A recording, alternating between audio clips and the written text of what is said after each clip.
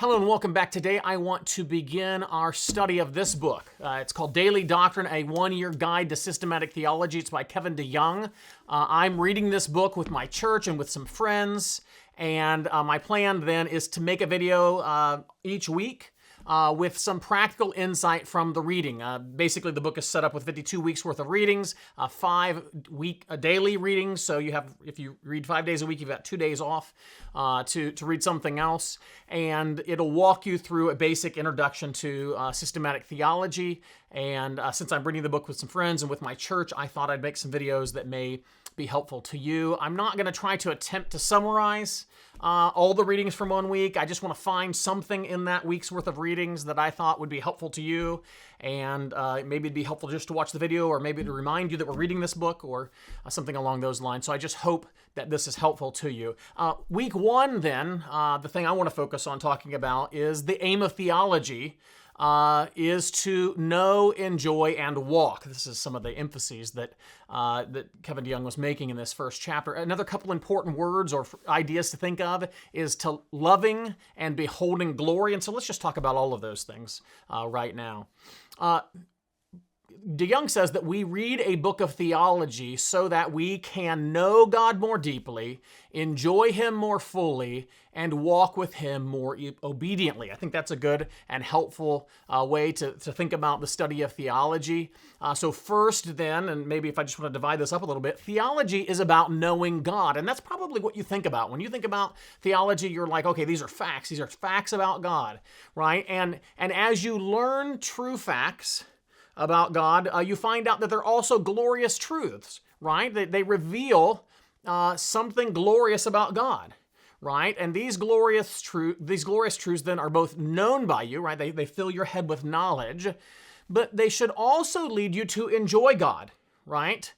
To love God, to worship God. And that's maybe what we call the second emphasis, right? And I'm not really trying to, as I talk about these first two, then knowing God and then secondly loving God, I'm not trying to rank them.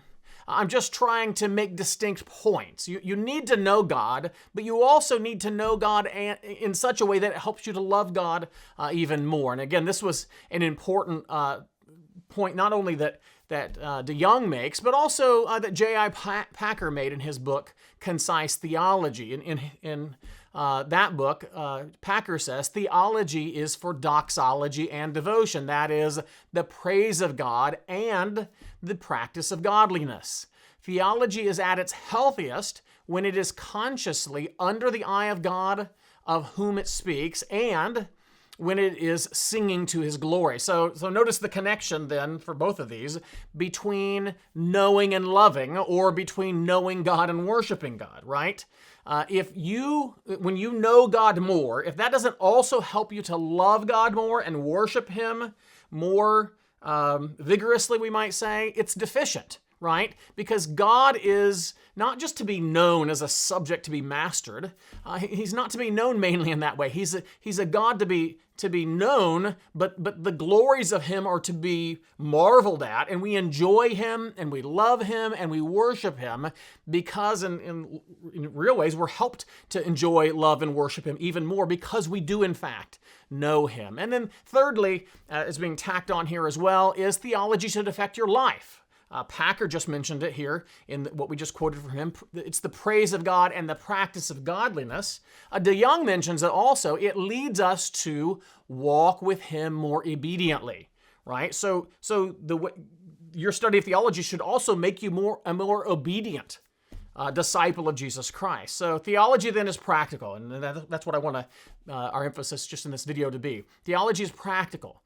We are, yes, one, to know our God, right? That we have to know true things about Him.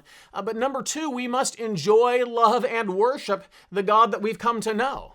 And then number 3, we must also obey or walk with our wise Lord and Master. Well, much more can be said, and I look forward to considering our great God together this year.